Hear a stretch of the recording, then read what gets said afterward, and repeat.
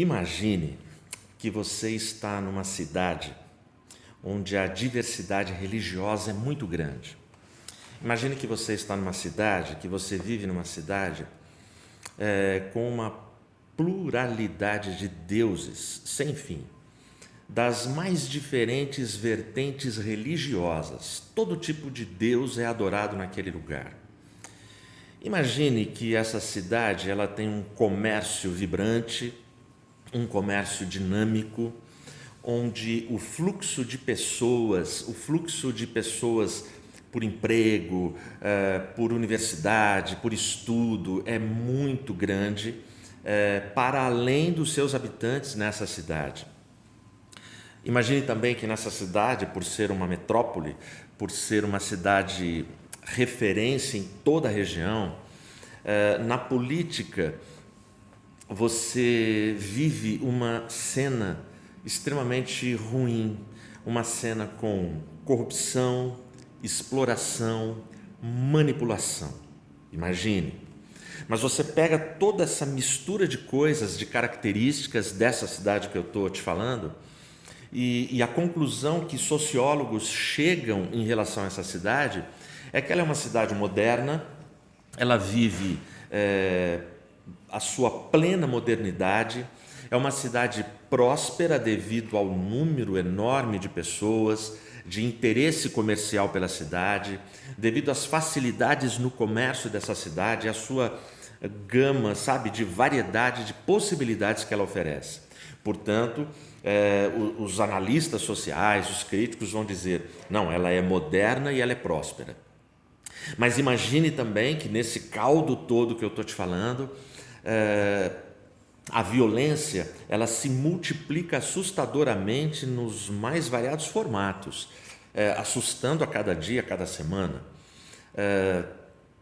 Para fechar o pacote, imagine também que a imoralidade, a promiscuidade, a prostituição, a imoralidade sexual também não encontra limites nos porões, nos subterrâneos, nos bastidores dessa cidade.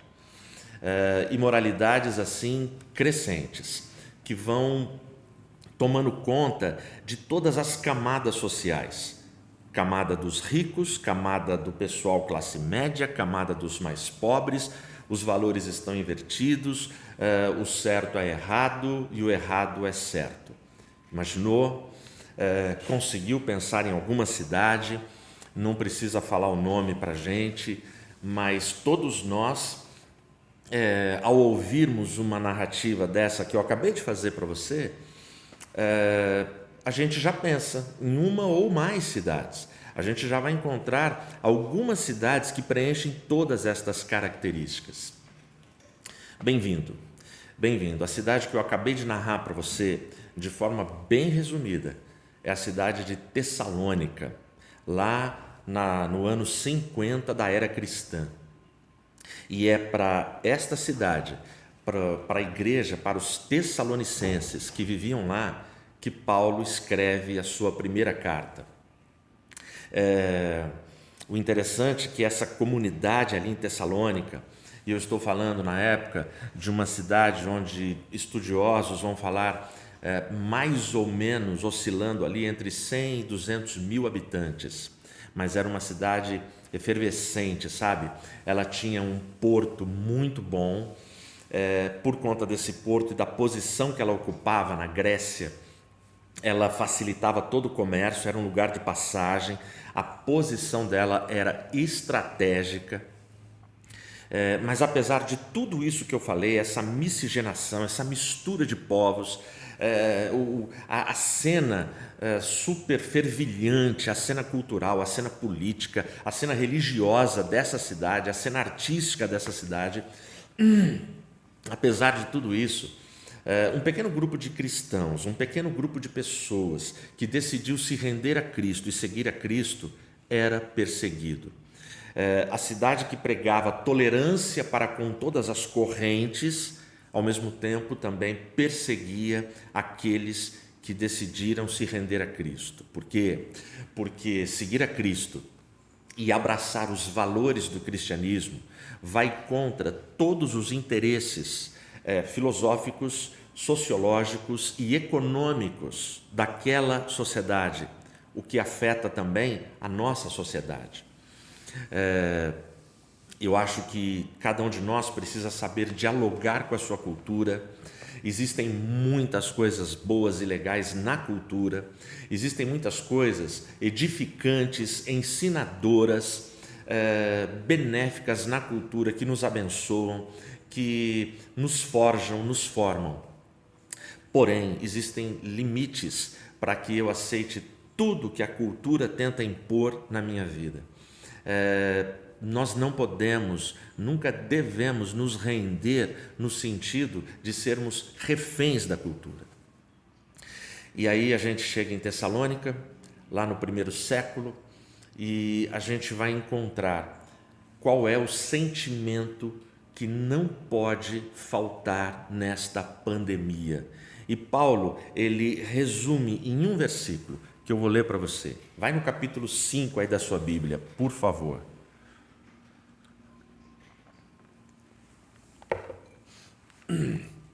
Primeira carta aos Tessalonicenses, o capítulo 5, eu vou ler apenas o versículo 18. Ele diz assim: em tudo dai graças, porque esta é a vontade de Deus em Cristo Jesus para convosco. Essa carta é uma carta bastante afetuosa. Paulo, quando ele escreve essa carta, juntamente com Timóteo, juntamente com Silas, ele dedica aqui, ele faz questão de deixar claro todo o amor fraternal, o amor afetuoso que ele tinha por essa igreja. Apesar de todo esse cenário que eu te falei, sobre o contexto real, o contexto da época, Paulo ele reconhecia que tinha ali uma igreja nascente e uma igreja extremamente interessada pelo Evangelho. A preocupação de Paulo é porque quando ele esteve lá na sua segunda viagem missionária em Atos, quando ele planta essa igreja, ele ficou pouquíssimo tempo lá, ele teve que sair de lá, porque muitos judeus que não aceitavam a visão e as doutrinas do cristianismo perseguiram Paulo e ele teve que sair corrido de lá. Por isso ele ficou preocupado. Por que ele ficou preocupado? Ele não teve tempo de discipular aquela igreja, de ensinar aquela igreja nos fundamentos da fé. É muito simples para você entender. Você que tem filhinhos pequenos, você sabe que você tem uma missão de educar, de formar, de ensinar enquanto eles crescem, quando eles são jovens, quando eles são adolescentes, para você prepará-los para a vida. Agora imagine que por algum evento, alguma catástrofe da vida, aquelas coisas que a gente não controla, você tivesse que ser separado dessa criança, você tivesse que nunca mais pudesse ter contato com essa criança, ficar distante dela. Imagine a sua preocupação. A sua preocupação de mãe, de pai, seria assim: caramba, quem vai ensinar essa criança? O que vai ser dela no futuro? Que conteúdo, quais conteúdos que vão colocar na cabecinha do meu filho, no coração da minha filha? Então, essa é a preocupação de Paulo. A preocupação de Paulo é, caramba, e ele escreve nesse sentido: como é que vocês estão? E ele não podendo ir para lá, ele manda Timóteo. Timóteo vai e dá a notícia: ó Paulo, está todo mundo firme, ainda que seja naqueles poucos ensinamentos que você conseguiu passar. Com licença, gente, é um fio de cabelo da Regina. Ainda que seja nesses poucos ensinamentos que você conseguiu passar, eles estão firmes naquilo. E aí eles têm problemas e dúvidas, eles estão angustiados porque alguns irmãos dos que se converteram morreram. E eles estão ansiosos. Caramba, Jesus vai voltar. E o que vai ser daqueles irmãos? Então Paulo ele passa alguns capítulos falando sobre a ressurreição, sobre a volta de Cristo. E ele vai no capítulo 4 deixar isso bem claro. Aí ele vai teologizar, ele vai dar normas para a nossa interpretação bíblica sobre a morte, sobre a ressurreição, sobre a volta de Cristo, levando consolo para aquela igreja. Mas é legal, eu destaquei aqui o versículo 8 do capítulo 2, dá uma olhada ao tamanho do amor do apóstolo por essa comunidade. Olha as palavras que ele usa. Assim nós, sendo-vos tão afeiçoados, de boa vontade quiséramos comunicar-vos, não o evangelho de Deus apenas, mas ainda a nossa própria alma, porque éreis muito queridos a nós. Você sentiu a profundidade afetuosa das palavras de Paulo? Ele não quer, ele diz claro aqui, né? Eu não queria passar só o evangelho para vocês, eu queria comunicar minha própria alma. Eu não vou citar nome, porque não dá, porque é muito íntimo. Mas ontem eu estava numa live do Ministério Jovem Geral da nossa IAP. E é uma live que estava prevista para 40 minutos e durou quase 2 horas. E a gente ficou ali na live e a moçada que entrou não arredou o pé, ficou ali com a gente. Logo que terminou, chegaram algumas mensagens para mim, mas dentre elas teve uma mensagem tocante de 2 ovelhinhas que eu pastoreio. E essas ovelhas mandam a seguinte mensagem: pastor, estávamos na live, a gente assistiu, o conteúdo da live foi muito importante, muito edificante, a gente deu muita risada, teve muito humor, mas ao mesmo tempo teve muita Bíblia e foi muito sério. Eu estava falando sobre virgindade e sexualidade para os jovens. Então eu fiquei assim extremamente grato e feliz de saber que 2 ovelhas acompanharam, se edificaram, se emocionaram e estavam junto. E aí eu mandei um áudio enorme falando de todo o afeto, do amor, do carinho que o Espírito Santo fez nascer aqui dentro. Eu sinto que Paulo aqui, por essa comunidade de irmãos, quando ele fala que ele quer comunicar a própria alma, porque eles são muito queridos, Paulo está falando desse afeto. E Paulo elogia muito essa comunidade, porque apesar da perseguição, apesar das dificuldades, eles se mantêm firmes e fiéis à palavra. Olha os versículos 13 a 15 aqui do capítulo 2. Com licença.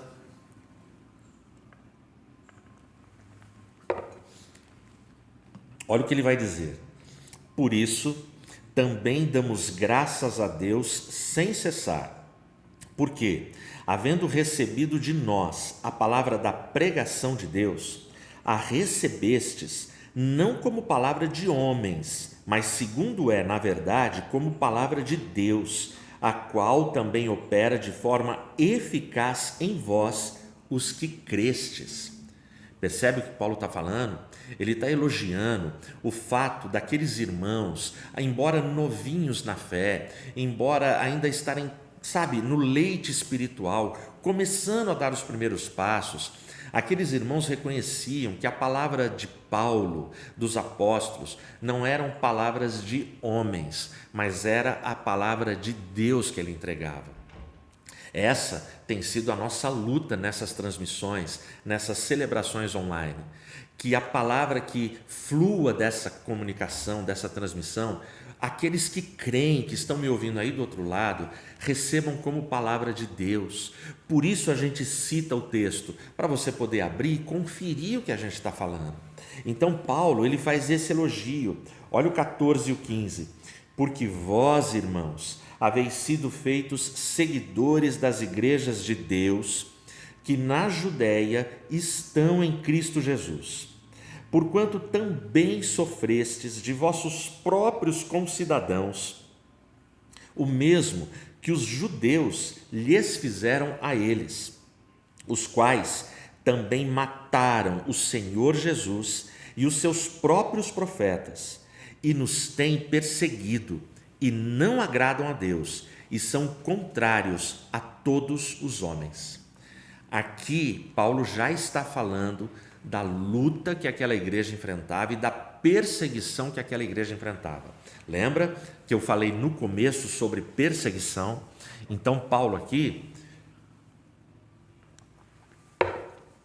ele diz na carta dele para os irmãos: eu estou consciente da prova, do desafio, do que vocês estão enfrentando.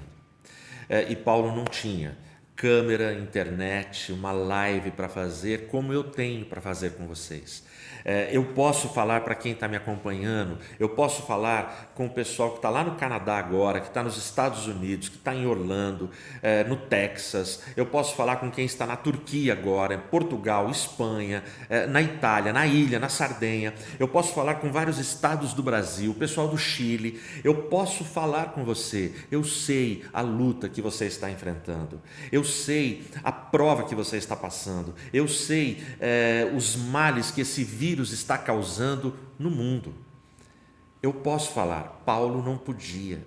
Paulo, ele tinha que escrever uma carta, essa carta um mensageiro iria levar, essa carta teria que ser lida para toda a igreja, porque você não tem imprensa, não dá para multiplicar.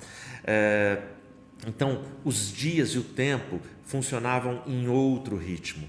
Hoje não. Eu estou dentro da minha casa, eu consigo falar e você que está conectado está me ouvindo agora, nesse momento. Então, Paulo aqui ele declara da consciência que ele tinha, a consciência que nós temos. E aí para esse povo perseguido, num ambiente hostil, numa cidade que tinha muitos privilégios, muitos benefícios comerciais, econômicos, políticos, culturais, mas uma cidade que deixava muito claro para os cristãos: vocês não são bem-vindos. Preste atenção.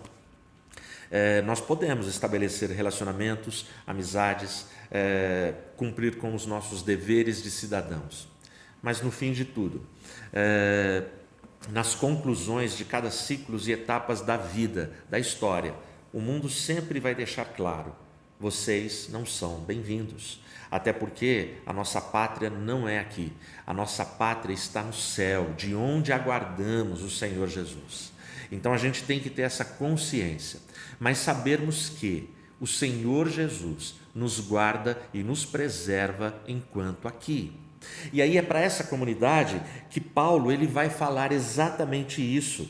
É para ela que ele vai dizer: em tudo dai graças, porque esta é a vontade de Deus em Cristo Jesus para convosco. Então vamos lá. O sentimento que não pode faltar na pandemia é justamente o sentimento de gratidão. Nós não podemos perder o sentimento de gratidão. A gratidão não pode sair do nosso coração. Esse é um tempo onde a gente precisa olhar para esse texto de Paulo, que é um texto tão famoso, muita gente usa como adesivo de carro, como textinho, quadrinho para colocar na parede da sua casa.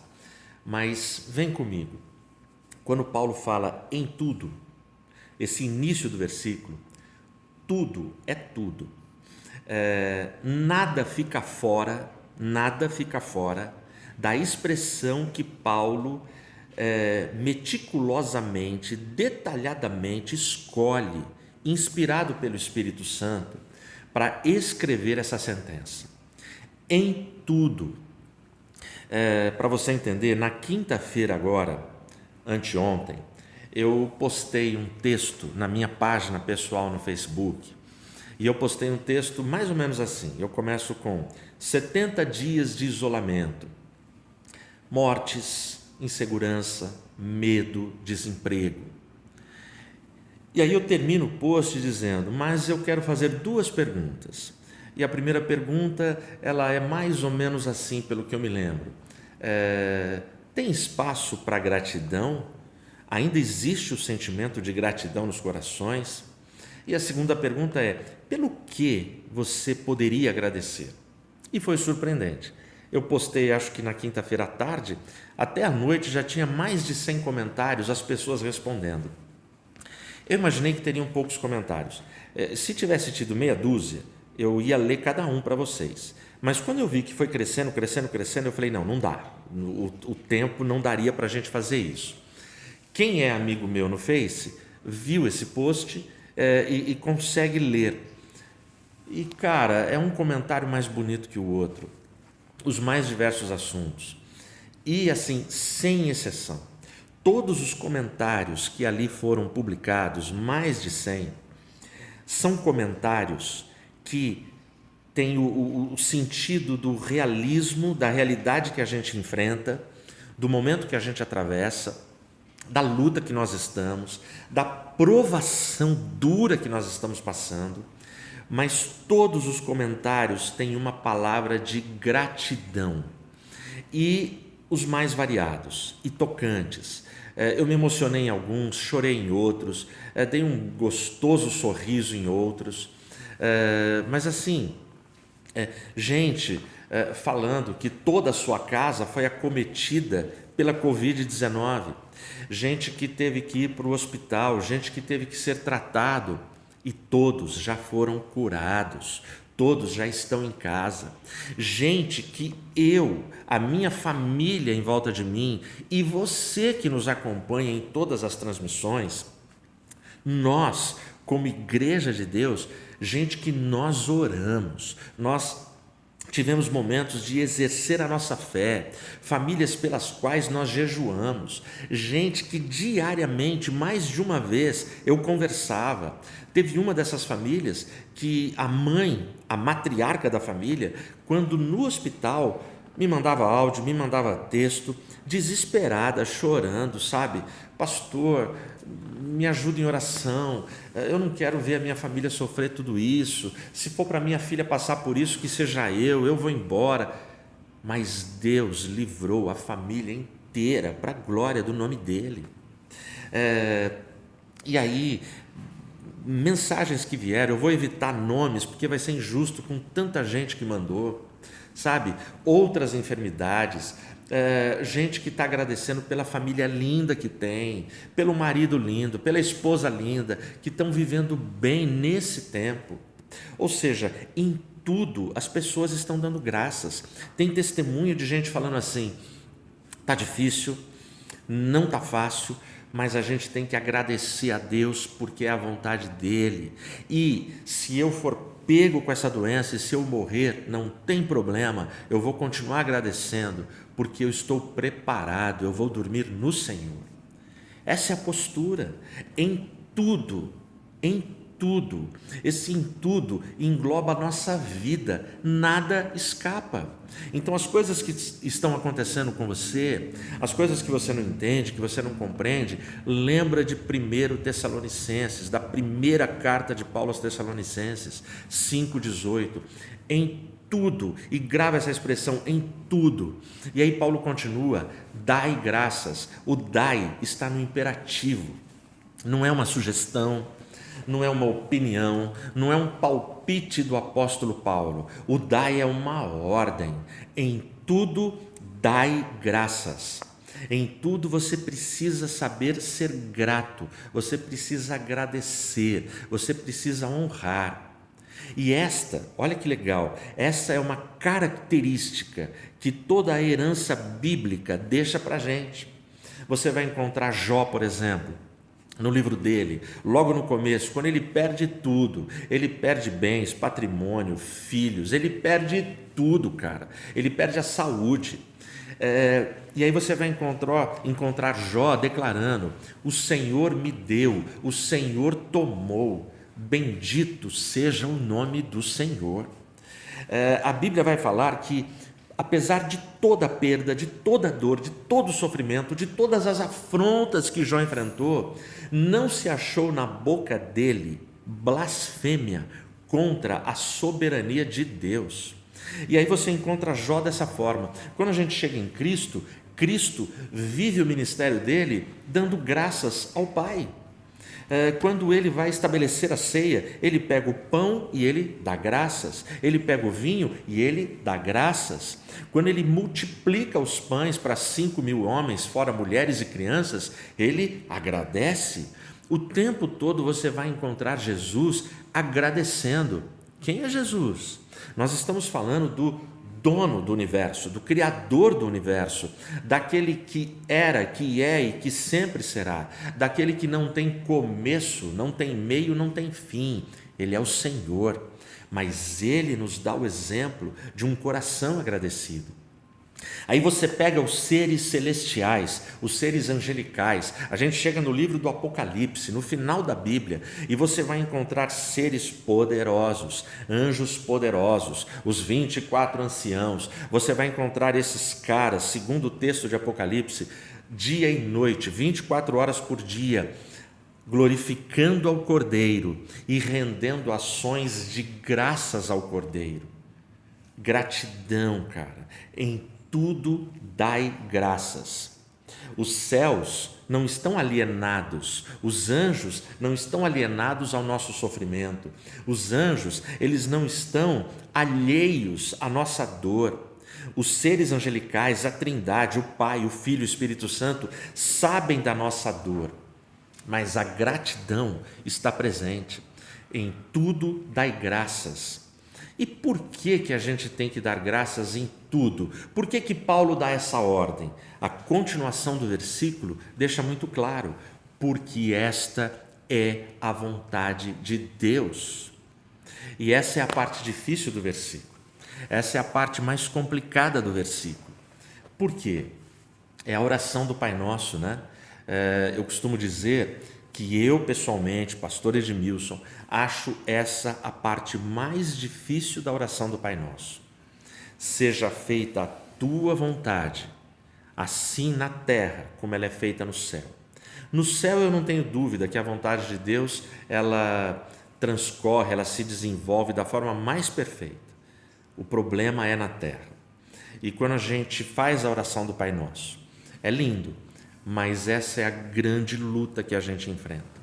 Nós não abrimos mão, a gente não abre mão da nossa opinião, do nosso palpite, da nossa participação. A gente faz questão de dominar toda a cena, de dominar todas as coisas. A gente precisa que a nossa vontade prevaleça. Quantas brigas entre irmãos, entre amigos, entre colegas de igreja, quantas brigas entre casais, quantas brigas entre sogros, genros, noras, tios, sobrinhos, cunhados, quantas brigas entre vizinhos, percebe? Aí Paulo vem e fala, em tudo dai graças, porque esta é a vontade do Senhor, é a vontade soberana dEle. A vontade dEle é que a gente tenha um coração agradecido, e não um coração revoltado, um coração rebelde, um coração insubordinado, um coração que o tempo todo está lamentando, está reclamando, está praguejando, está maldizendo, está o tempo todo, sabe, só falando coisas que não edificam, que ofendem, que machucam, que magoam, porque são pessoas inconformadas, não aceitam as suas dores, não aceitam os seus sofrimentos, não aceitam as suas derrotas, não aceitam, só sabem reclamar e não conseguem agradecer. Note, em tudo dai graças, porque esta é a vontade do Senhor, em Cristo Jesus. Olha que coisa linda, Cristo Jesus, ele não aconteceu com ele somente o que ele queria que acontecesse. Você lembra do pedido dele, da oração que ele fez e não foi atendida. A oração que o próprio Cristo faz, se possível passa de mim este cálice. Essa era a oração dele, mas Deus não livrou ele do cálice. E aí ele fala, contudo seja feita a tua vontade. Ou seja, Jesus ele vive agradecendo inclusive as coisas para as quais ele não queria passar, mas passou. Passou por minha causa e por sua causa. Passou para nos resgatar, para nos libertar, para nos abençoar. Eu acho demais o final. O final do versículo, para mim, ele é a chave para a gente entender o que Jesus está pedindo, o que Paulo está orientando. Em tudo dai graças, porque esta é a vontade de Deus em Cristo Jesus para convosco. Olha que coisa linda. Esse para convosco significa propósito. Viver uma vida sem propósito é viver vagando por essa terra, sem direção, sem alvo, sem objetivo, sem rumo. Então, quando ele fala para convosco, o em tudo dai graças, essa é a vontade de Deus, é para um grupo determinado de pessoas. Deus já sabe que o homem sem Cristo vai protestar, vai se revoltar, vai se manifestar, não vai aceitar as suas dores e os seus sofrimentos. Mas o homem em Cristo, com Cristo, por causa da vontade de Deus, ele vai se submeter, ele vai submeter a vontade dele à soberana vontade de Deus, porque ela é perfeita, porque ela é boa, porque ela é agradável. Eu posso não entender hoje as coisas que estão acontecendo. Posso não, certamente eu não entendo.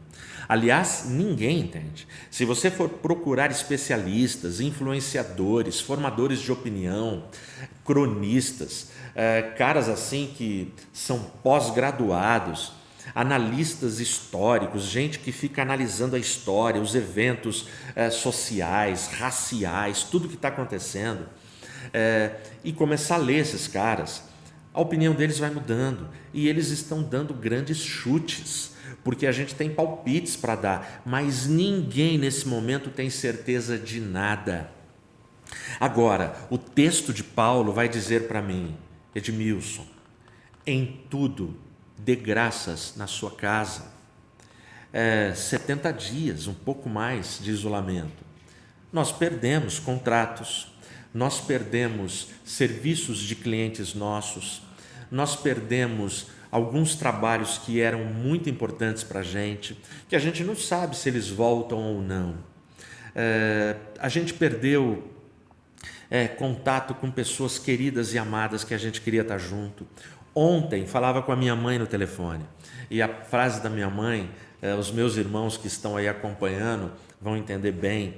A frase da minha mãe foi assim: filho, você está me ligando para falar que nesse final de semana você vai vir almoçar aqui em casa, né? Os meus pais estão em Serra Negra. E aí ela quase chorando no telefone: nossa, eu estou com muita saudade dos netos, dos meus filhos, da minha turma, dos meus amados, dos meus queridos. E, enfim, cara, perdemos. A gente vai perdendo um monte de coisa por conta da pandemia. Só que aí um texto desse chega para mim e fala assim: Edmilson, reclama menos.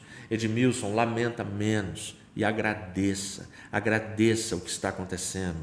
Em tudo dai graças. O em tudo significa o seguinte: eu agradeço por todas as coisas. Percebe? Não é que eu agradeço o detalhe do que aconteceu. Eu capotei meu carro.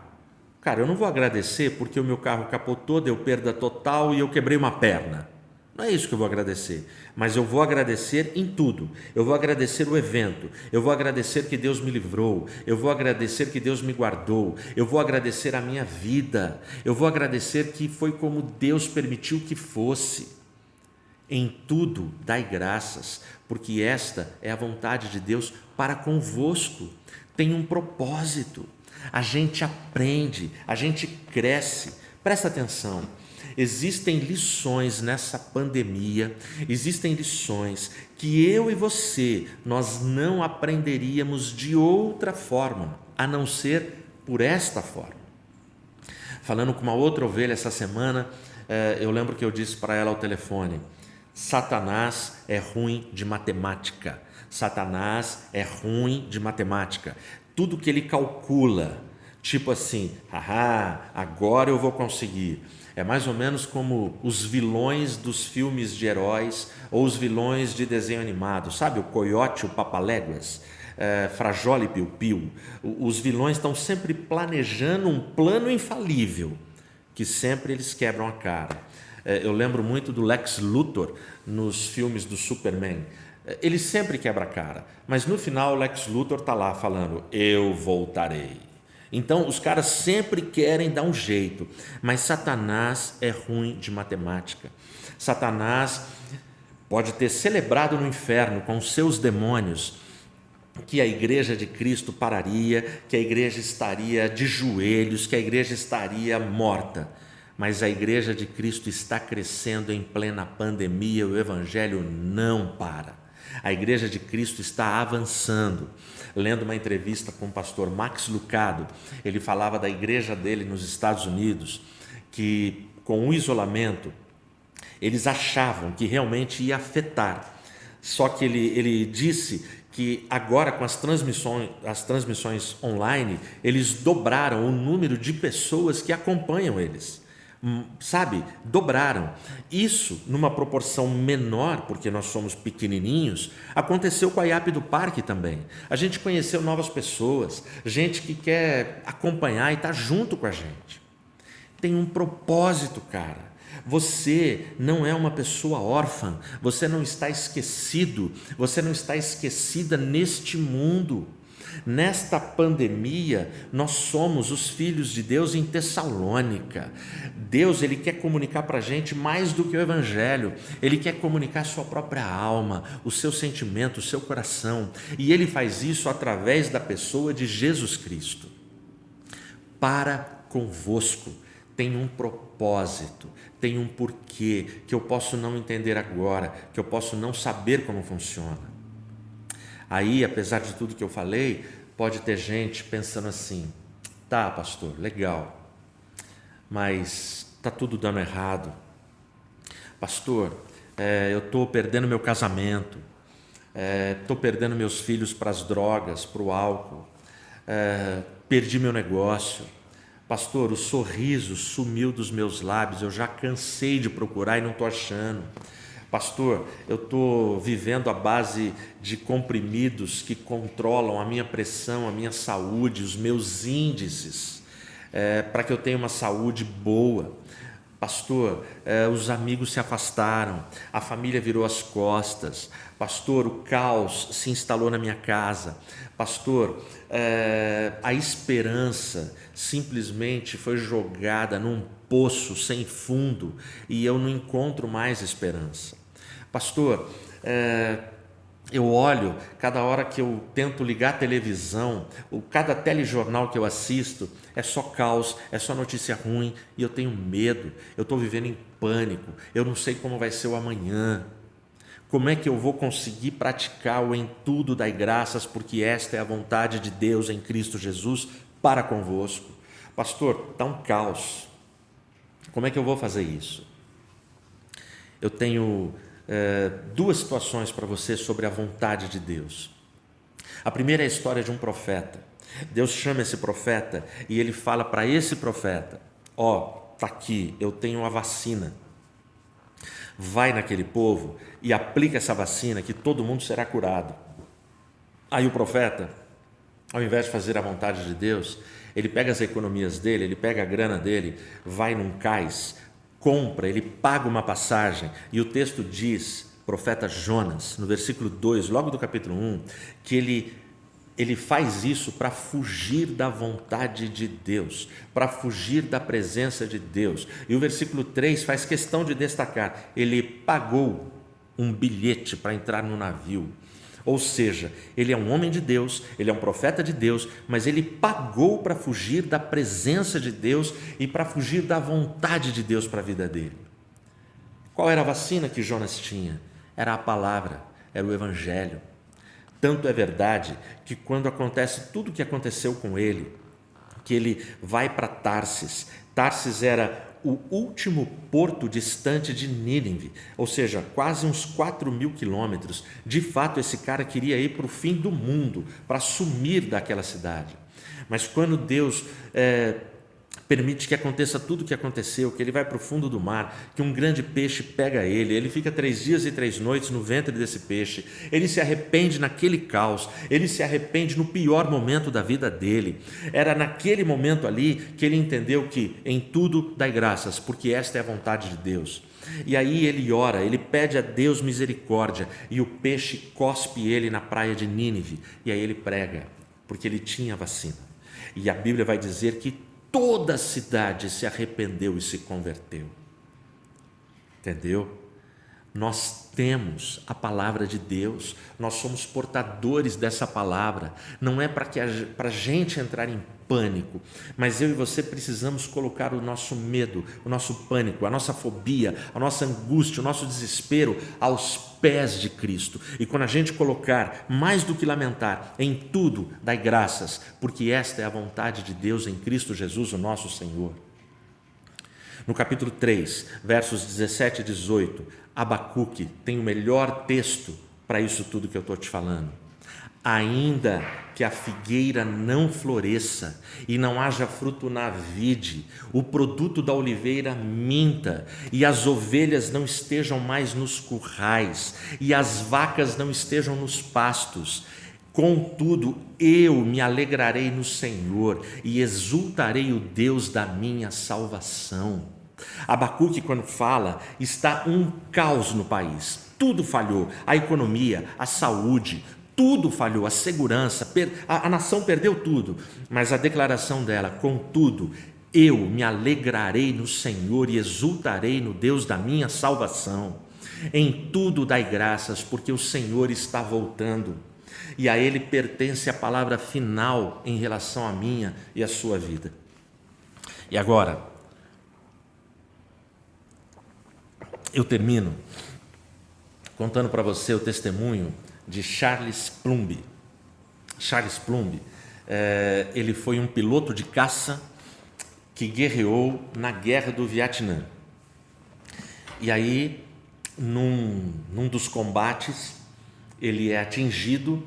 Quando ele é atingido pelo exército vietnamita, ele ejeta o seu assento, porque o avião dele, o caça dele foi atingido e caiu, ele ejeta, aí ele cai de paraquedas. Quando ele cai, ele é capturado. Charles Plumb ficou nas mãos dos vietnamitas, preso como prisioneiro de guerra durante 6 anos. Durante 6 anos, aquele homem foi esquecido na sua nação. Nos Estados Unidos, ele foi dado como morto, família desesperada, até que 6 anos se passaram e numa negociação, finalmente ele foi liberto e ele foi entregue. E aí ele volta. Aí psicologicamente o tempo passa, ele se refaz psicologicamente, emocionalmente. Esse cara começa a dar palestras para falar de tudo que ele enfrentou na guerra do Vietnã. Um dia, ele estava numa cafeteria.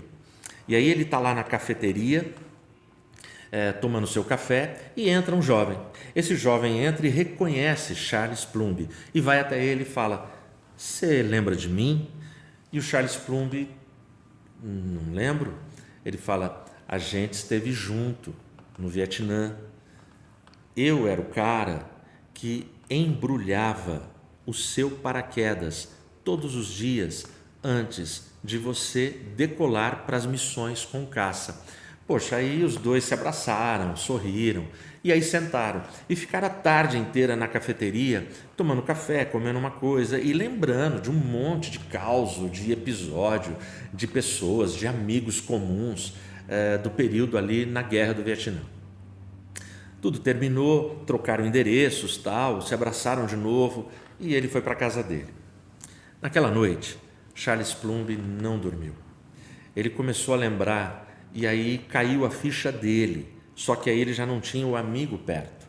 E o pensamento dele foi assim: caramba, como eu fui arrogante e como eu fui ingrato durante toda a minha vida. Lá na guerra eu nunca agradeci esse jovem. Aliás, eu passava por ele e eu nem olhava no rosto, eu nunca falei com ele. Eu sabia que ele estava lá, eu sabia quem ele era, mas sumiu da minha memória. Eu nunca agradeci, e hoje eu passei a tarde toda com ele e não agradeci. Eu não fui grato a ele. Aí o que Charles Plumb fez? Ele, uma agenda lotada de palestras, né? A partir desse episódio, todas as palestras de Charles Plumb, ele começava com a seguinte frase: todo mundo sentado, a plateia dele ali, e ele abria a fala dele com a seguinte pergunta: você já agradeceu aquela pessoa que dobrou os seus paraquedas hoje? Muita gente tem dobrado paraquedas para que eu possa sobreviver. Minha esposa, meus filhos, meus netos, minha nora, os meus pais que estão me ouvindo. Caramba, meu pai está com 86 anos, minha mãe está quase lá. Quantos paraquedas, cara? Quantos paraquedas? Quantos momentos de crise, de doença, madrugada, febre, minha mãe fazendo chazinho para mim, meu pai ali aos pés da cama orando por mim. Quanto sacrifício, sabe? A origem da nossa família é uma origem de uma família bem pobre, mas eu lembro a luta do meu pai e da minha mãe para que não faltasse nada para a gente, e nunca faltou. Por mais que fosse ali um arroz, um feijãozinho e uma salada, sem uma mistura, eu não lembro de um dia que na minha casa o alimento não tenha sido um banquete, porque a oração, a bênção do meu pai e da minha mãe faziam toda a diferença. A minha igreja, a família Ape do Parque, gente que, sabe, arregaça as mangas, Nelson, co-pastor, os diretores, os meus amigos, os meus familiares, a moçada, os professores de cada classe. Cara, tanta gente dobra paraquedas para mim. Meus amigos, que eu vou evitar citar nomes aqui, que eu posso esquecer algum, em momentos assim angustiantes da minha vida, quando eu achei que tudo estava perdido, quando eu achei que eu não ia conseguir mais caminhar, amigos que se deslocaram centenas de quilômetros para chegar na minha casa, para me dar um abraço e para orar comigo, para confortar o meu coração, o coração da minha esposa e dos meus filhos. Paraquedas, cara. Se não fosse as pessoas que dobram os nossos paraquedas,